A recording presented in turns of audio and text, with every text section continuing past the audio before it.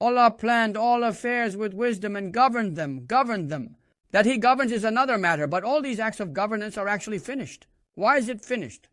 Was it determined in eternity? It was. Can it change? It cannot. Then if everything happens based on his eternal knowledge and will, he has governed all the affairs of all creation, and it is finished. Why did he use the past tense in this verb here now? But how did he govern without arranging thoughts? What does it mean to govern without arranging thoughts? Now a man has become a prime minister, a president, a governor, a district governor, a village headman. He will govern a neighborhood or manage 10 people at a workplace, 20 people, 50 people. This man, to manage even the smallest thing, to govern a household. So what does he need to do in this governance? He needs to think, reflect, and maybe even scratch his head a little too much. Why? What would be wrong? What would be right? There is a margin for error. He looks and sees that the monthly budget doesn't add up. What is needed for all this? Think, make a plan, create a project, sit down, get up, work at a desk, constantly thinking. Then he must wait for time. He will think, he will reflect. Everything is dependent on time. When the time comes, things will become clear. Most things cannot be understood before their time. You can't even govern your stomach. You can't govern your intestines. You say, I won't eat this. Then you slip up, get constipated, and your intestines suffer again. Should I do this? Should I not do that? You can't govern yourself, brother.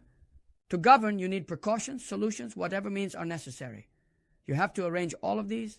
For example, I don't drink tea on the road so that I won't have to use the restroom. Why? Because I know at that moment you are always constantly arranging thoughts, plans, programs. Then you wait for the right time, the right conditions, the proper environment. But has Allah already determined everything from eternity to the end of time? From paradise to hell? From what has happened to what will happen?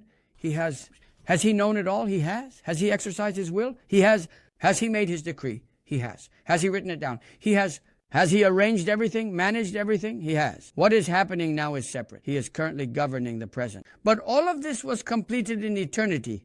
But did he ever need to think? Did he ever say, let me look at this reason, let me see what will happen, what it will bring, what it will take away? There's no arranging of thoughts, no preparation of ideas, no concept of time. Does he ever need to wait and see how things turn out? Never. Let's say, I decide to do something in this way, but let's wait and see how it ends. Allah forbid. He already knows everything. His knowledge is infinite and flawless. His will is infinite and flawless. His power is infinite and flawless. His wisdom is infinite and flawless. His writing is infinite and flawless. It is finished. Fate and destiny are eternal, flawless.